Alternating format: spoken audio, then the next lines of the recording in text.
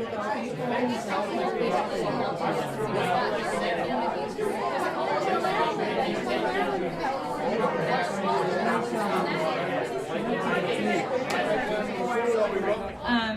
as a writer and editor by training, Jillian Ivey specializes in helping organizations and individuals tell their stories.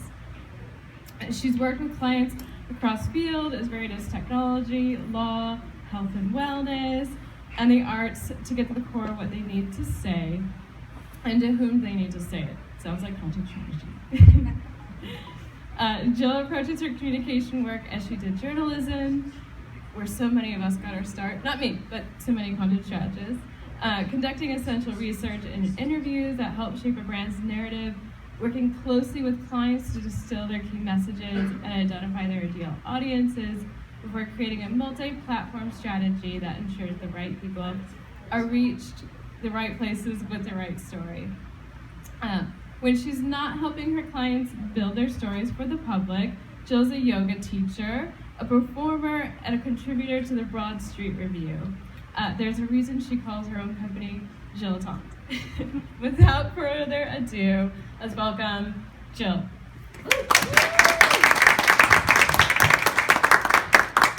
Hi, everybody. This is Change It's Scary Good. That is me. That is you. We'll get started. So, by way of introduction, I was Jill, already just introduced. I am Jill. I help brands and leaders from brands and entrepreneurs by extension tell their stories. I work with entrepreneurs and organizations that are ready to take their companies to the next level and are able to embrace a story-based approach to that. I have experience in management consulting, in journalism, in PR, content strategy, education, more, and so I use that knowledge to really help my clients with whatever it is that they need to do. As we just said, my company is named Jillitant for a reason. I also teach yoga. I do theater reviews for the Broad Street Review, which is the second Philadelphia city blog that I have written for. I don't know if anybody here remembers Phillyist, but I know Dave because of Phillyist. We met at Blog Philadelphia back in 2007. So that was my previous claim to local internet fame. I studied English as an undergrad. I focused in creative writing at Penn, and then I decided to go get an MFA in creative writing because I really like to have people ask me, what do I do with my useless degree? I will tell you what I do with my useless degree. I am very good at helping people capture their voice. I can make you sound like you. That is something that a lot of people kind of forget that is an important thing for them to do. Thank you. I can hear that kind of feedback. So yeah, I can write for a lot of different people in a lot of different voices. I have a side project called About You by Me, where I just write bios and about pages for people to make it really sound like it's them. I live in Pennsport with my husband. We have a dog and 3 cats. But I grew up in El Paso, Texas. I've been in Philadelphia since 2002, which means I've been here for almost long enough to have an opinion about Philadelphia, according to my South Philly neighbors. So, I want to tell you a story. Once upon a time, not that long ago, I was working for an organization that was rebranding. I was hired and told at the time that I was hired, we are going through this rebranding. They already had the agency in place. I just had to oversee the process. This was going to be my first time overseeing it from an internal perspective. I had helped other companies do this before, but this was my first time where I had personal investment. So, baby's first rebrand. I was given a budget of about $150,000, which doesn't sound like a whole lot for those of you who've gone through a big rebrand before, but I was working at a nonprofit. It is just under a $3 million budget. So it was like a bucket of money that we were spending on this, and we needed everything to be perfect. And for a while it was. We had focus groups with our constituents. We pulled in our board.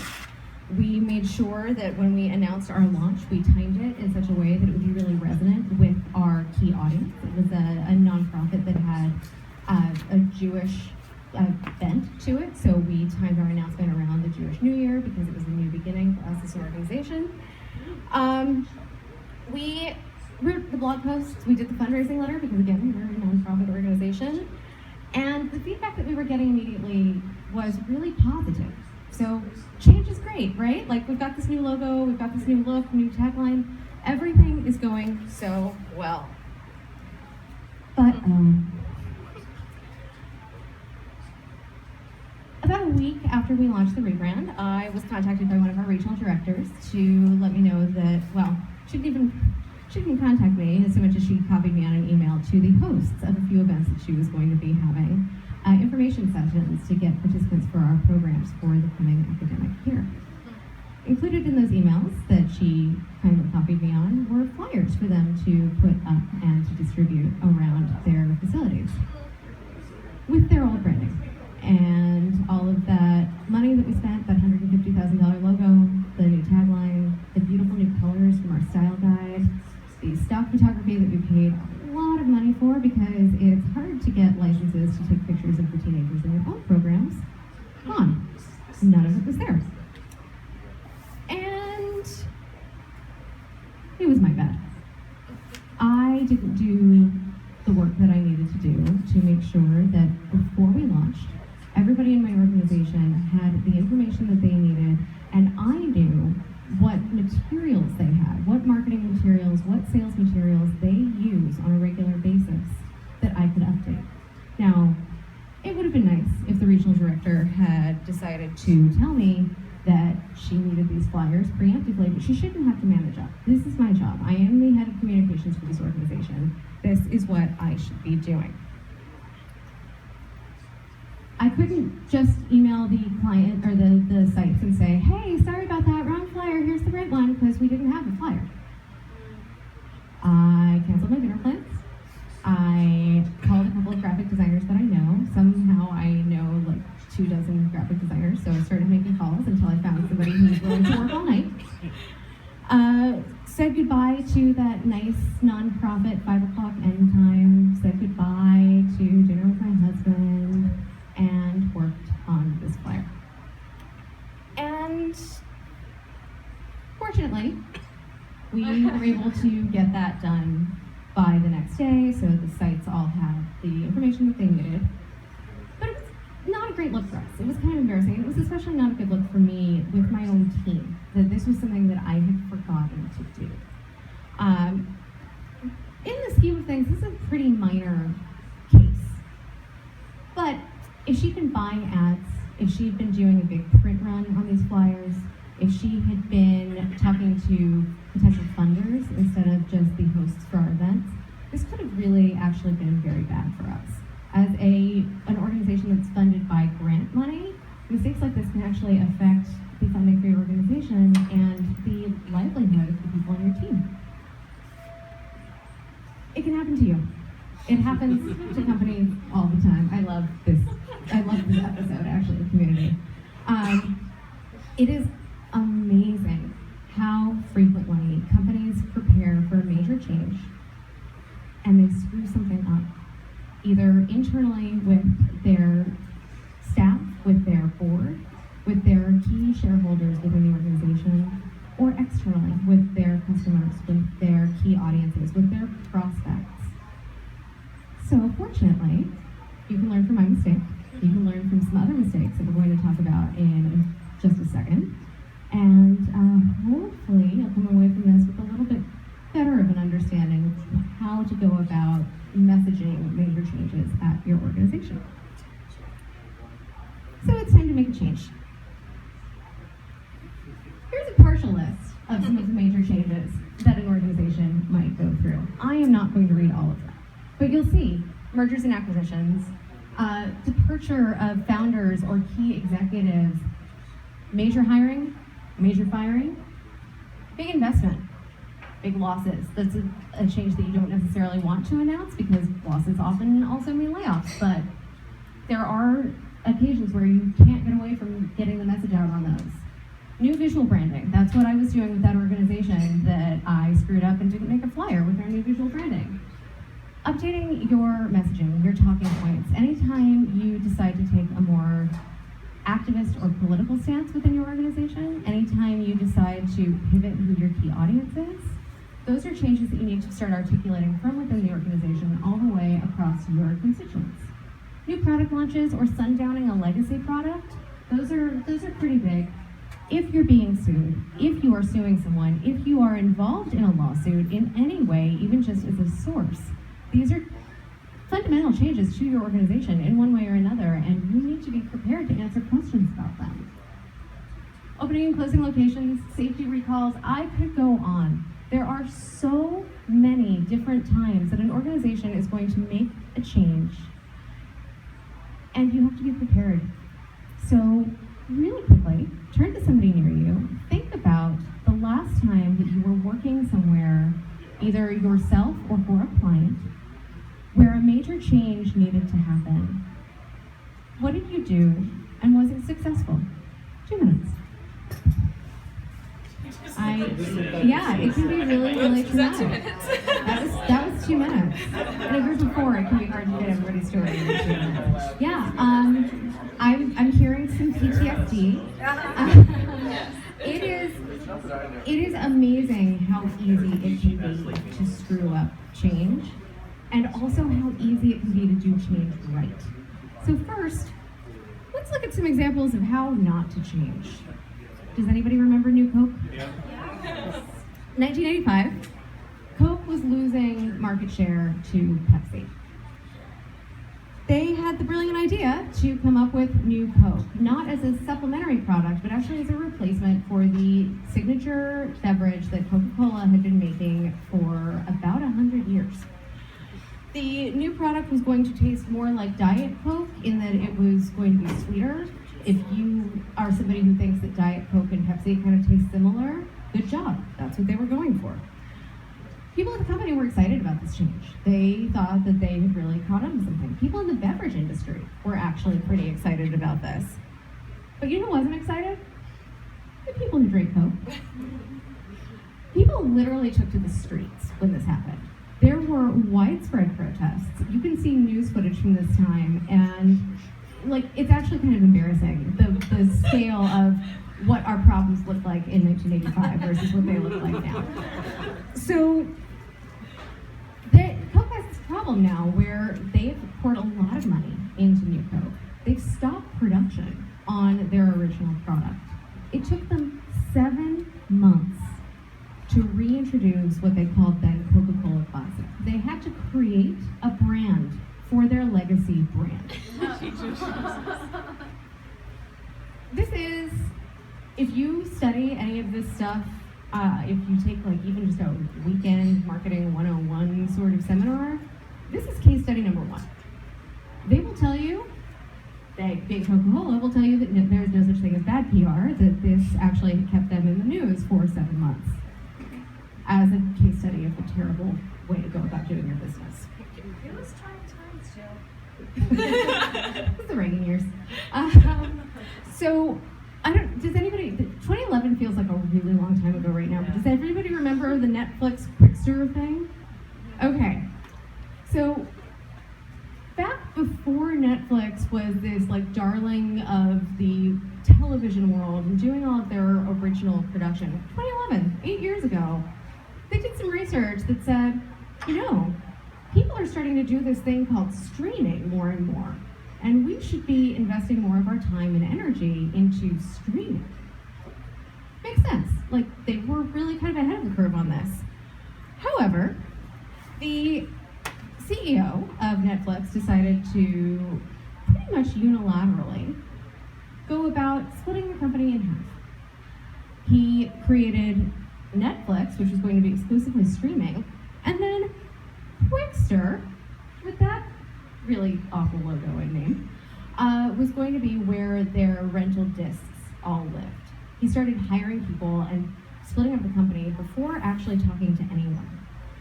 And on top of this, right before this happened, a couple of months before this happened, the company announced that they were raising their membership prices by 60%.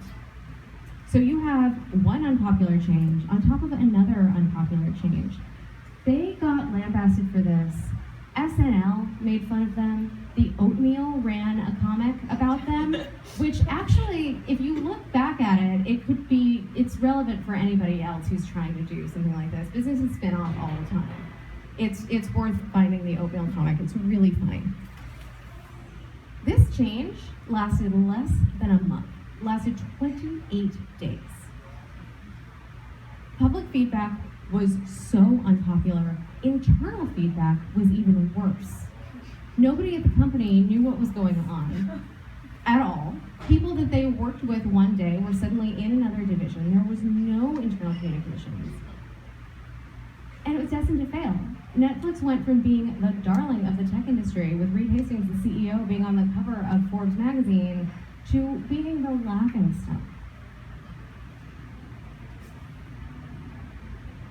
Then there was Daimler-Chrysler. And this is really an incidence of when you need to be really clear with your internal team about major changes. This was a huge merger.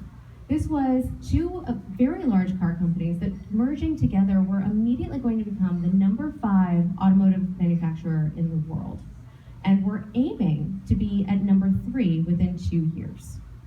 Hugely ambitious merger. It was put to everybody as a merger of equals, meaning that there is no senior company that is going to come over and take over your company culture and your rule book and everything else. Ideally, in a merger of equals, you have the two companies pretty much operating autonomously as they had been for a pretty long time as you move toward a more unified brand. So that was the plan. However, Chrysler is a storied American brand, and Daimler, what was then Daimler-Benz, is German.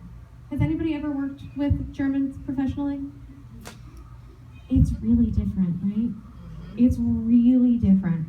I worked for a European agency for a couple of years, and the biggest cultural gap was working with my German colleagues who, on more than one occasion, called me at like 3 o'clock in the morning because it was 9 o'clock in the morning for them, and they didn't really think anything of it. There were all sorts of things that people needed to be educated on, from the way that Germans brainstorm versus the way that Americans brainstorm, the way that you greet somebody in a meeting. Americans walk into a room smiling, ready to shake hands. Germans are, and I mean, there's a lot of research on this, I'm not just dealing in German stereotypes here. Germans are much more loath to be so immediately trusting of the people that they're working with. So that led to major problems with things like decision making, where you have two companies that are supposed to be equal, two leaders who are co-equal. And you have one guy who's saying, yes, let's do this thing, and one guy who's saying, I need to wait and do all of the analysis before I can change it, and nothing is done. There is a difference in the compensation. In America, we tend to reward our senior management a lot more. In Germany, the pay scale is flatter.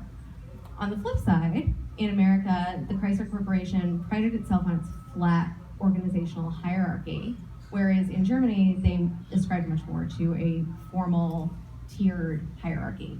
So you have this clash between the salary, you have this clash between the way that people work. And leadership began to disagree about the company's direction. Who is actually in charge here? Eventually, Daimler bought sold all of their Chrysler shares. They didn't want to be any part of this anymore. This merger was, for those of you who remember, such huge news. And it tanked within 4 years. So, I could go on. There was SyFy, when they decided to be SyFy. They still do it, but they got mocked a lot. Tropicana, the orange with the straw in it, they decided to change the logo after this beloved orange with the straw in it for decades. Didn't go well. Had to rebrand again to go back to that old look. Spent a lot of money on that rebrand.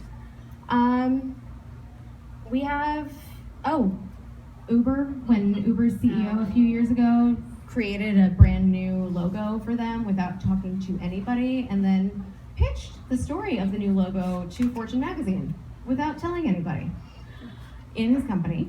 And so these are the things that you don't want to be.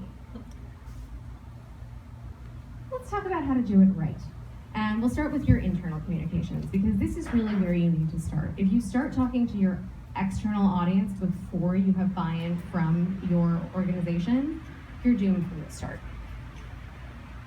I want to start with just a quick word about publicly traded companies. Dave's the movie guy is laughing. He knows exactly what this is.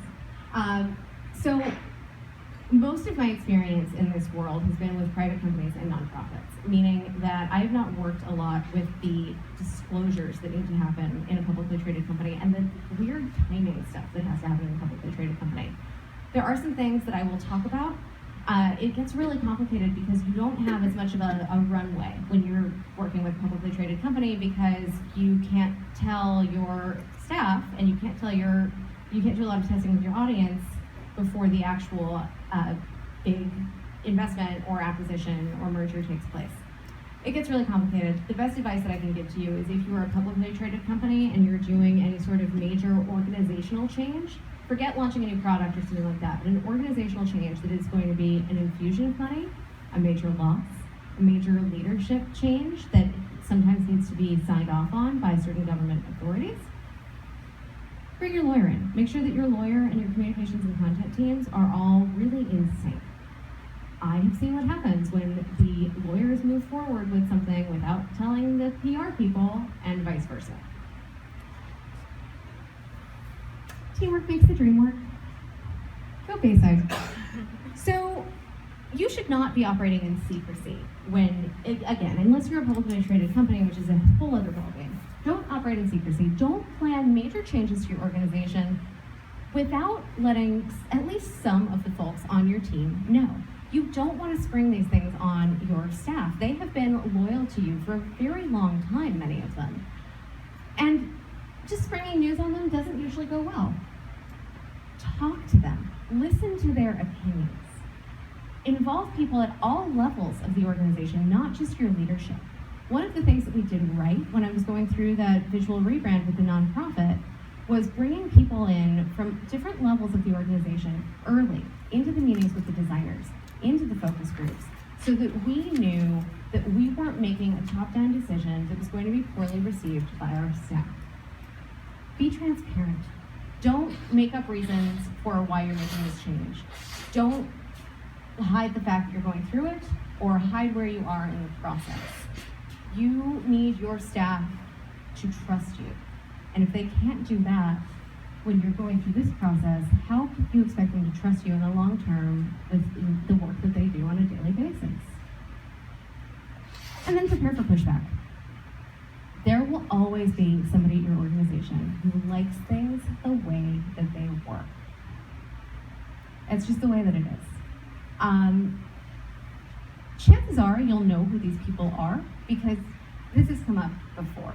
So anticipate that coming from these predictable folks or from somebody else.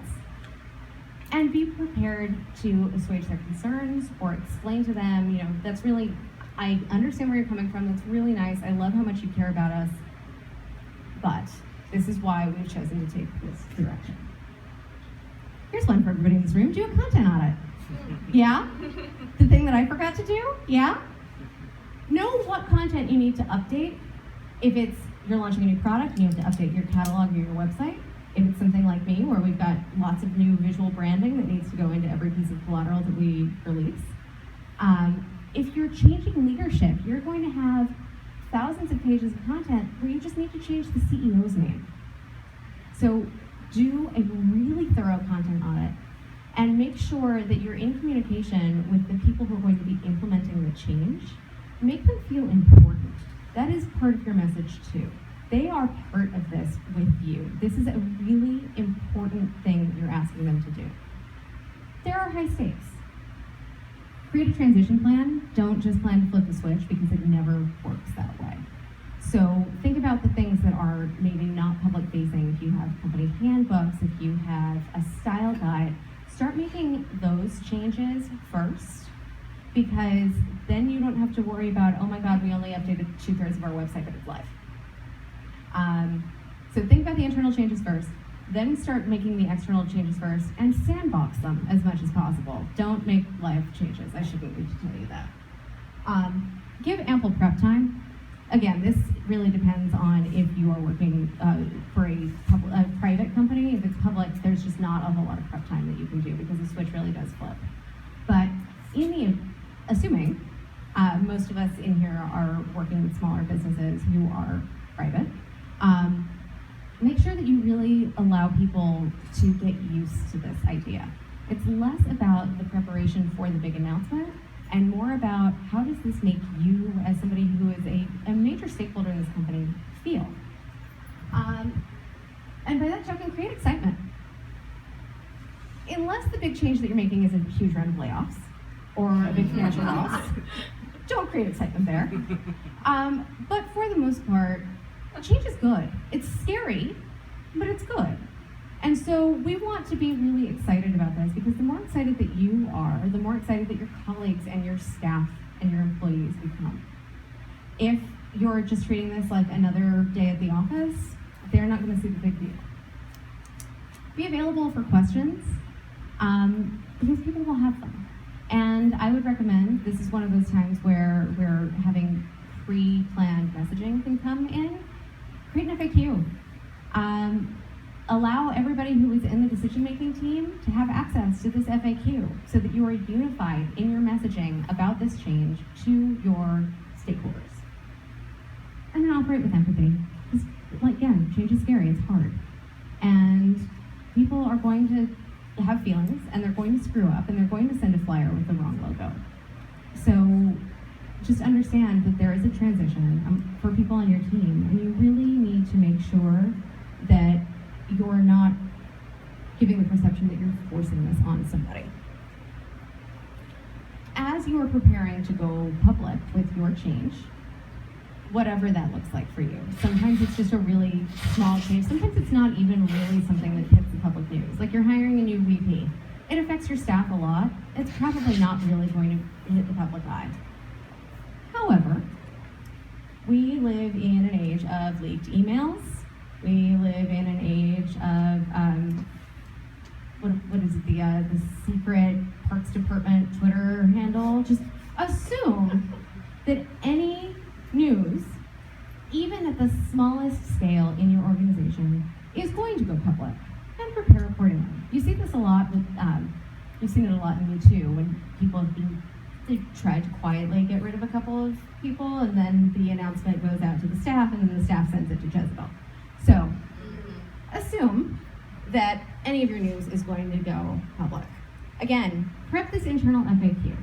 This is the FAQ that you should be giving to everybody on your staff, so that if they are approached about these changes, they know what they can say. Know what you don't know. It is entirely possible, in the case of major changes like an acquisition, like hiring a new CEO or your founder departing, there is going to be information that has to trickle out. Have a firm understanding of the information that you're still waiting on. If you have to get your announcements out before you have that full picture, just tell people, like there are still some question marks here. We aren't entirely sure on what this is going to mean for X. We will let you know as soon as we know. Anticipate the concerned friend. I have had so many instances where I've seen, through technical failure or something else, that a company that I've had friends work for has been acquired. I'm sure we've all sent that text. It's like, is this good news for you? So anticipate that. Let your staff know. If your spouse asks you about this, if your best friend calls from out of town to ask you, do you still have a job? Anticipate that there are people who care deeply about your staff outside of the organization, and they want to know that everything's okay too. So it is your job to make your staff aware that everything is okay and what they can tell to the people who care so deeply about them. Do some media training. I came up in PR, so of course I'm going to say this, but do some media training. If your change is going to make waves, if it is a huge investment, if it's a big turnover, if it's a new product, be ready for the leadership in your organization to talk to journalists. Hire somebody to have them help learn how to talk to journalists. At the very least, if you don't have the budget for PR, make sure that every leader in your organization has a cheat sheet before they talk to any journalist that says, first of all, here is our messaging, stick to it. Also, knowing what this journalist usually writes about, here's some information about them so you can cater your conversation to their interests. And if the journalist was kind enough to provide a couple of questions in advance, include those. You may also want to do a smaller version of this for folks on your staff who are lower down on the ladder. If you have a really small team, sometimes people will just approach employees and say, hey, what do you think of this? So anticipate that could happen too. There will be somebody trolling LinkedIn to see who seems like it's somebody that I can talk to because we're a second degree connection. So you don't need to do the full media training for your staff, but it's good to at least have that kind of cheat sheet, the talking points for if anybody comes around asking questions. Or tell them they just completely cannot talk to the press. Any queries have to go through your marketing team or your executive team or your board, whatever it is. But just anticipate, if it's a big change, the media might care. Oh, prepare social media responses in advance. People are going to love you, hate you, have a lot of questions, have a lot of praise. A lot of it is going to be grouped in the same buckets. So when your Twitter gets flooded right after you make a big announcement, or when the Instagram post that you have prepared for this gets a whole bunch of comments that are either positive, neutral, or negative, whoever your community managers are, and you'll probably want to have some backup on this day, and maybe this week, and maybe this month, give them a little bit of a handbook. So if somebody asks about this, refer them here. If someone says this, here is an appropriate response. And then trust your social media managers to do this work so that you can focus on more important things with this messaging. So let's talk about how we do this externally. Again, this is offered with the caveat that if you are a publicly traded company, it gets a little tricky because the public is going to find out literally the same moment as your staff, which is really scary. Because if you have somebody who's at the dentist that day, they're getting a text message from their friend saying, oh my God, your company just got acquired by Google.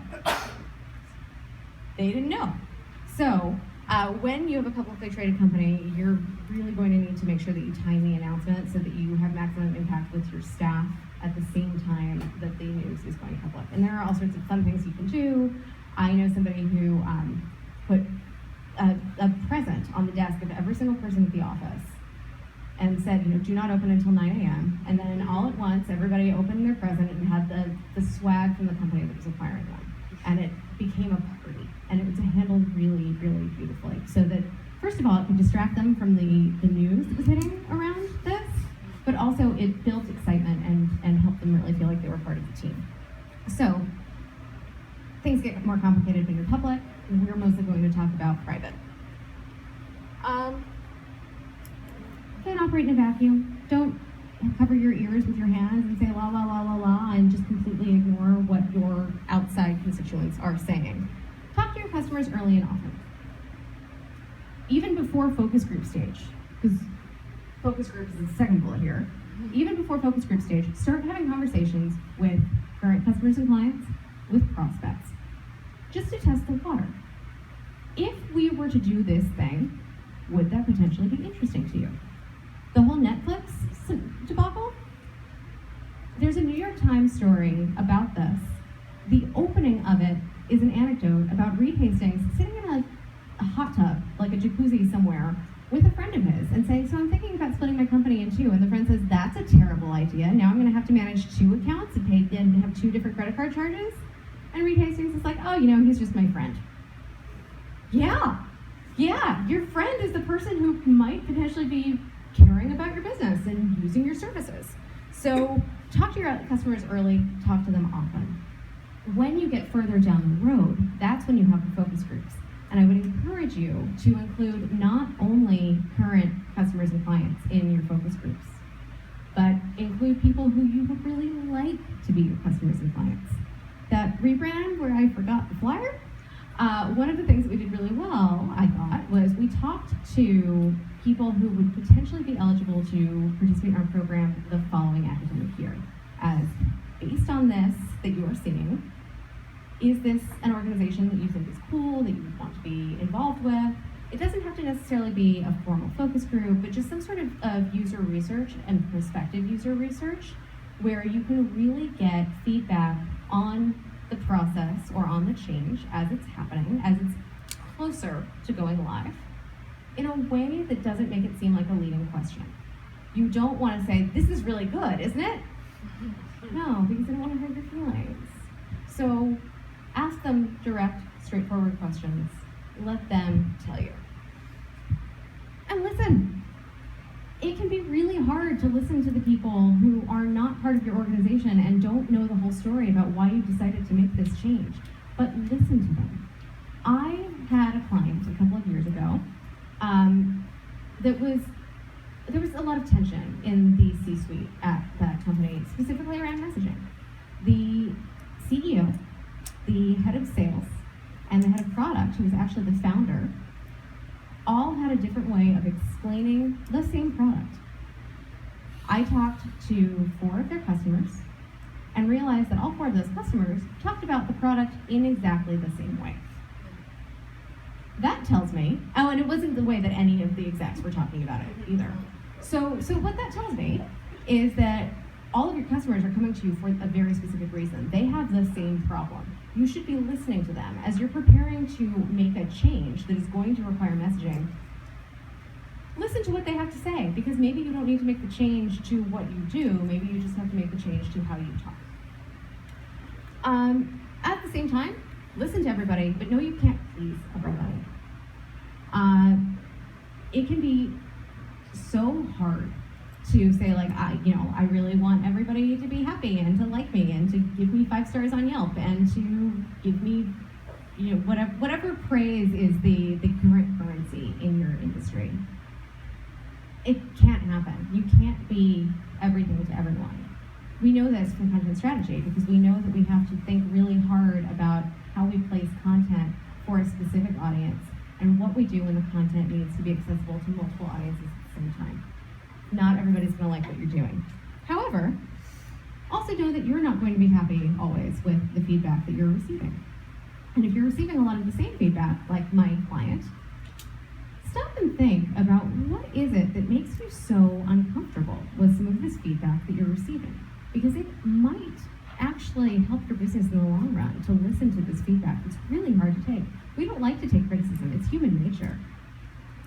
Sit with their discomfort a little bit and think about whether that can make you a better company, make your messaging better as you embark on this transition.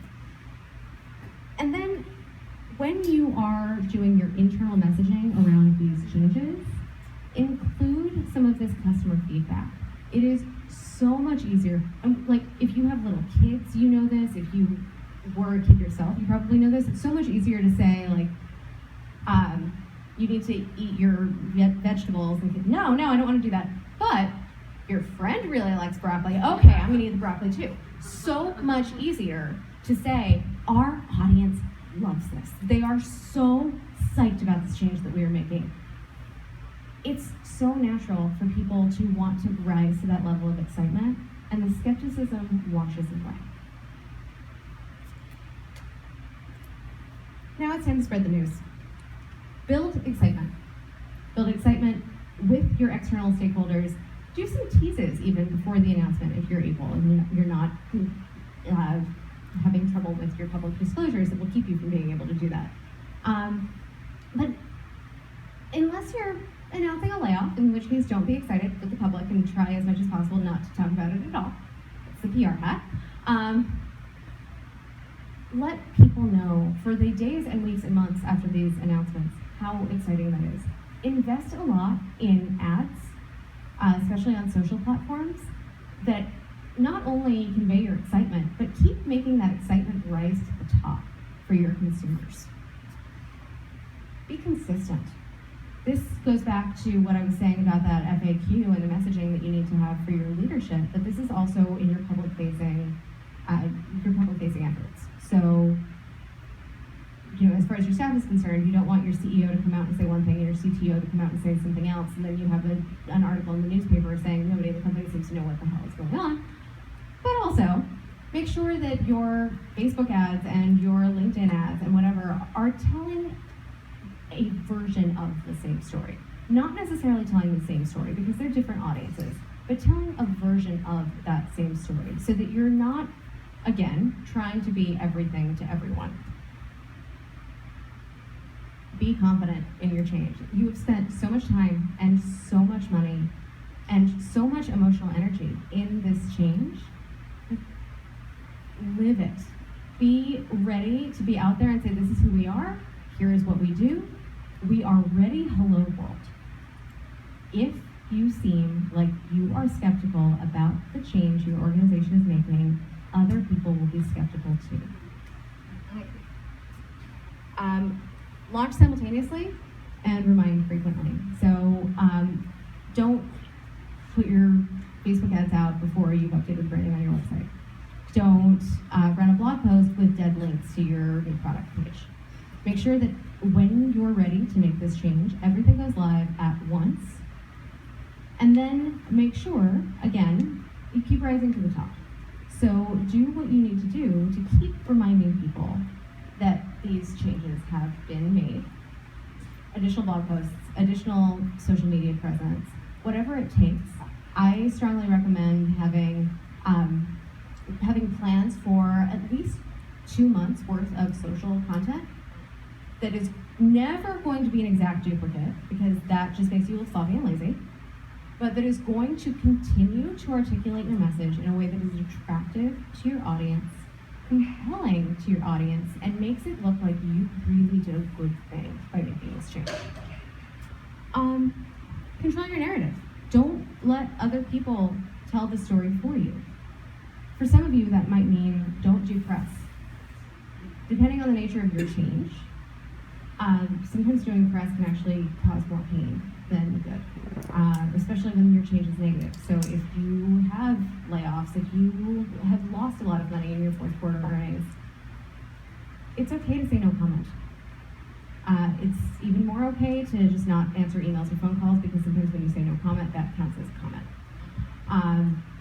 But make sure that you are putting out the story that you want to tell about these changes. So if the narrative starts to get away from you, figure out how to pull it back. Come up with plans in advance for what might happen if someone takes this thing that you're doing and runs with it in a direction that is completely counter to what you're actually trying to do. Not always going to be possible, but try. Haters gonna hate. People are going to feel very, very negatively about your change, no matter what your change is.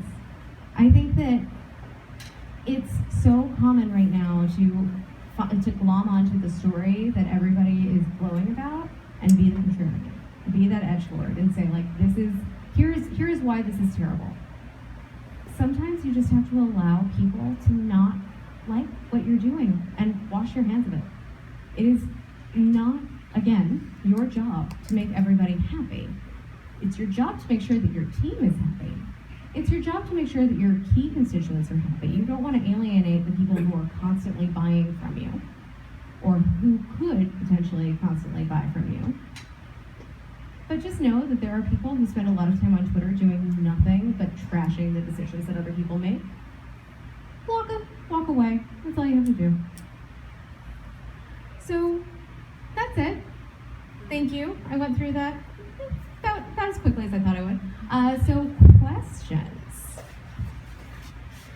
And there's a. Hi, my question is about, my day job, I work for a small consulting firm. We advise business owners on things they should be doing or not doing, right? I'm curious if when building the case, the RO, how would you convince someone what their ROI could be by rebranding for any variety of issues?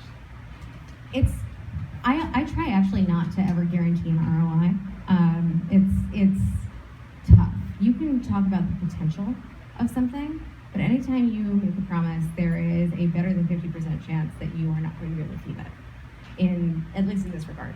When I was doing PR, I had a boss who would tell our clients all the time, like, yeah, we'll get you the New York Times. No, and then the clients are really unhappy because we promised them the New York Times. Sure. So the case that you can make, a lot of times, change of any kind will draw attention to your organization. So if you handle it responsibly, you have the potential for thousands or millions of new sets of eyes on your organization. Know that some of them may be critical, know that some of them may be unkind, but also know that you're going to have a lot of attention going your way when you're making these changes. Thank you. That one in the back. So a lot of this is about, like, if you are kind of the point of contact for a lot of this, what about a situation in which you're trying to, like, enable, like maybe a consultant situation where you're trying to enable, like, a stakeholder to, like, sort of be the point person for a lot of this stuff? Do you have any different advice if in that situation? So just to clarify, you're talking about when you want somebody else in the organization to feel empowered to talk through the change? Or? Sure, or like, let me say it differently. Like if you're like a consultant and you are doing a lot of the work of this stuff, but you are not ultimately the, like, point of contact for this change. Yeah. I think the most important thing is to make sure that the client feels really held in the process. You know, make sure that they're included in all of the meetings, that they like the content that you're creating for them. As a consultant, your role should never be top down at a time of change. You should never, because you don't have the full length and breadth of the institutional knowledge. So you should never just say, like, hey, here you go, here is all of the information that you need for messaging this major change, and just, like, walk away. Don't do that. If you work with them, and not necessarily let them lead the process, but if you lead the process and let them lead the creation of the output that comes from the process, it's going to be much more successful and a lot less scary for them. I'll steal it for a question. This is so much great information, so thank you. A question that was coming to my mind is, as a content strategist, sometimes in organizations that I've worked in, it's been more of the marketing department who is really empowered, and they may come to content strategy, maybe a content audit. It's the second part of the question. But the first part is, have you, in a situation, do you have advice for when you want to sort of give more of this kind of advice, like elbowing into those conversations and saying, hey, there's more that can probably be done here, because in my experience, a lot of this is missed, and you don't want to say, oh, I think you're going to mess up. I'm just curious if you have advice on it. So where that happens the most is where your marketing team is almost synonymous with your sales team, where the marketing that they are creating is really about driving sales, and there's less attention paid to the reputation of the brand or even client development, customer development. So I think that as much as possible, getting in when you get wind of changes like this and making it clear to them, like, okay, cool, like, we're thinking about how do we sell more of our product, but are we thinking about how we explain to our staff how to sell the product? That starts to speak their language, because you're still talking about sales. Yeah. Telling them these people cannot sell this thing that you're marketing unless we talk to them early and help guide them through this process. And suddenly they're like, oh, that makes sense. And now you've got a door open, and you can start to inculcate them with the importance of this process in other venues. Go ahead. It was just a second part to that. So, you mentioned the content audit, and you got me thinking, like, sometimes a typical content audit is one where it's on the website, you get all the content, you're evaluating. But something you mentioned that was really interesting was social media and the flyer. And so accounting for all of that content, that can be really important in a rebranding visually, but also in the messaging. I'm just curious, in thinking about your experience, if you thought about a way that might capture that, that other content that can often escape the typical content. I use spreadsheets.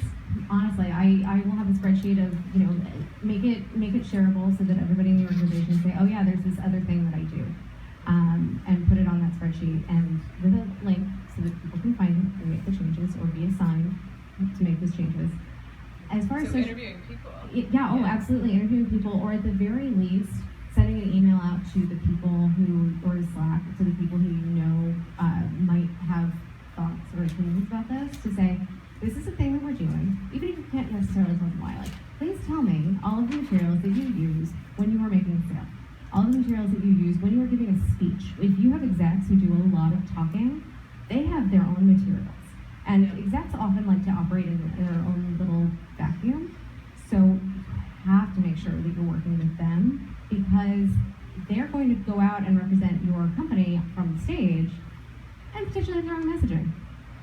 So that's one thing. As far as social media, I really hate when a brand goes through and wipes their entire social media history because they've made a change.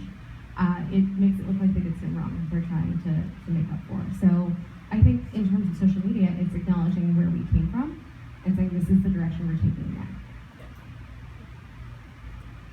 I am both lucky and unlucky to work at an organization that loves change. So my question is about